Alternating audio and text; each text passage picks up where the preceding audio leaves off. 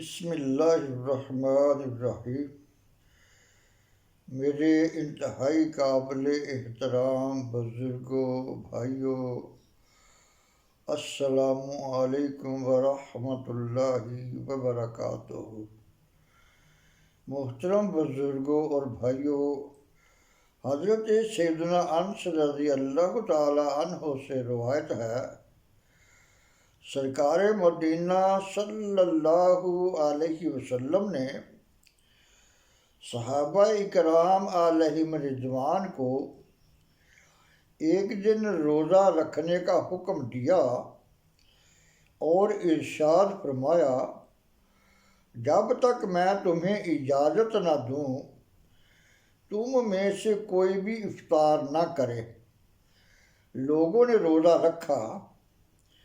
جب شام ہوئی تو تمام صحابہ اکرام علیہم رضوان ایک ایک کر کے حاضر خدمت بابرکت ہو کر عرض کرتے رہے، یا رسول اللہ صلی اللہ علیہ وسلم، میں روزے سے رہا، اب مجھے اجازت دیجیے تاکہ میں روزہ کھول دوں۔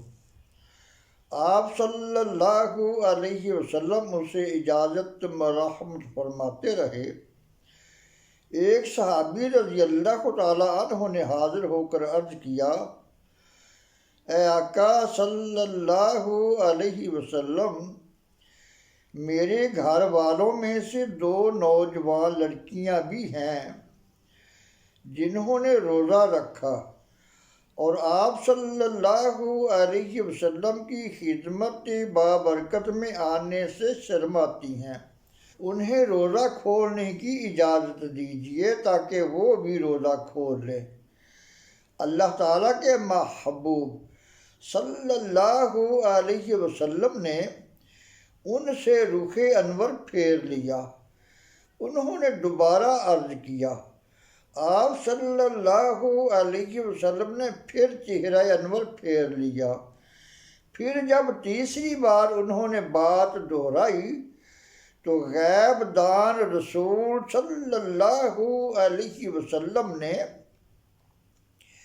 غیب کی خبر دیتے ہوئے ارشاد فرمایا، ان لڑکیوں نے روزہ نہیں رکھا، وہ کیسی روزہ دار ہے، وہ تو سارا دن لوگوں کا گوشت کھاتی رہی۔ جاؤ ان کو حکم دو کہ وہ اگر روزہ دار ہے تو کیا کر دیں۔ وہ صحابی رضی اللہ تعالی عنہ ان کے پاس تشریف لائے اور انہیں فرمان شاہی صلی اللہ علیہ وسلم سنایا۔ ان دونوں نے کیا کی تو کیسے خون اور چیچڑے نکلے۔ ان صحابی رضی اللہ تعالی عنہ نے آپ صلی اللہ علیہ وسلم کی خدمت بابرکت میں واپس حاضر ہو کر صورتحال عرض کی۔ مدنی آقا صلی اللہ علیہ وسلم نے ارشاد فرمایا، اس ذات کی قسم جس کے قبضہ قدرت میں میری جان ہے، اگر یہ ان کے پیٹوں میں باقی رہتا تو ان دونوں کو آگ کھاتی، کیونکہ انہوں نے غیبت کی تھی۔ ایک اور روایت میں ہے کہ جب سرکار صلی اللہ علیہ وسلم نے ان صحابی رضی اللہ تعالی عنہ سے منہ پھیرا تو وہ سامنے آئے اور عرض کی، یا رسول اللہ صلی اللہ علیہ وسلم، وہ دونوں فوت ہو چکی ہیں، یا کہا کہ وہ دونوں قریب المرگ ہیں۔ سرکار صلی اللہ علیہ وسلم نے فرمایا، ان دونوں کو میرے پاس لاؤ۔ وہ دونوں لڑکیاں حاضر ہوئیں۔ سرکار علی وقار صلی اللہ علیہ وسلم نے ایک پیالہ منگوایا اور ان میں سے ایک کو حکم فرمایا، اس میں کیا کرو۔ اس نے خون اور پیپ کی قے کی حتیٰ کہ پیالہ بھر گیا۔ پھر آپ صلی اللہ علیہ وسلم نے دوسری کو حکم دیا کہ تم بھی اس میں قے کرو۔ اس نے بھی اس طرح قے کی۔ اللہ کے محبوب صلی اللہ علیہ وسلم نے ارشاد فرمایا، ان دونوں نے اللہ تعالیٰ کی حلال کردہ چیزوں یعنی کھانا پینا وغیرہ سے تو روزہ رکھا، مگر جن چیزوں کو اللہ تعالیٰ نے علاوہ روزے کے بھی حرام رکھا ہے، ان چیزوں سے روزہ توڑ ڈالا۔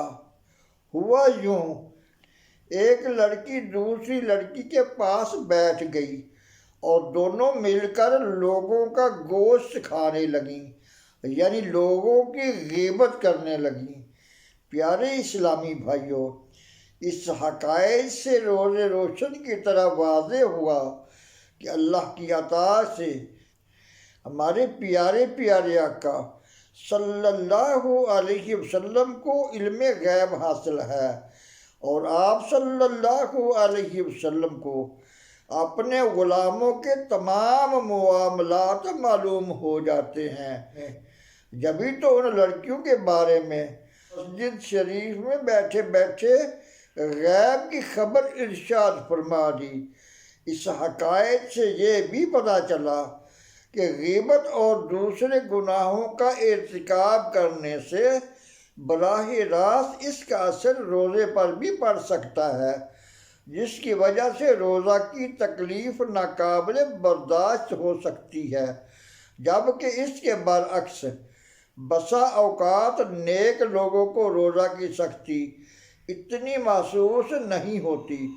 بہرحال روزہ ہو یا نہ ہو، ہر حال میں زبان کو قابو میں ہی رکھنا پڑتا ہے، ورنہ یہ ایسے گول کھلاتی ہے کہ توبہ توبہ۔ اگر ان تین اصولوں کو پیش نظر رکھ لیا جائے تو انشاءاللہ بڑا نفع ہوگا۔ نمبر 1، بری بات کہنا ہر حال میں برا ہے۔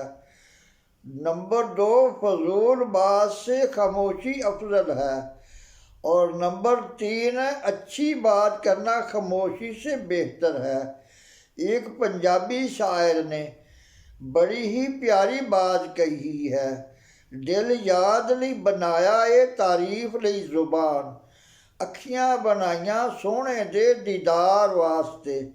اللہ تعالیٰ سے دعا ہے کہ وہ ہمیں رمضان المبارک کا احترام کرنے، اس میں روزے رکھنے، نماز تراویح ادا کرنے اور خوب خوب قرآن پاک کی تلاوت کرنے کی توفیق عطا فرمائے۔